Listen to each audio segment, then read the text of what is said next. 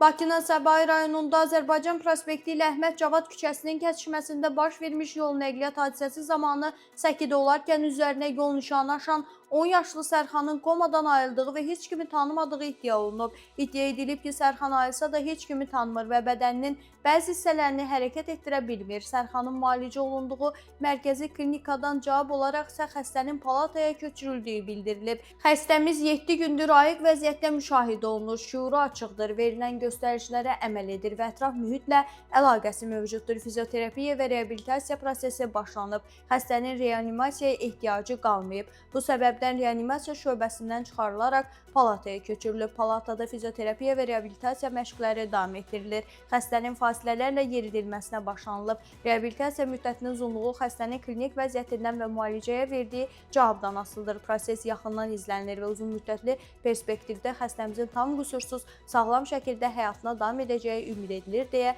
məlumatda vurğulanır. Xatırladaq ki, hadisə dekabrın 25-də Bakının Azərbaycan prospekti ilə Əhməd Cavad küçəsinin kəsişməsində baş verib.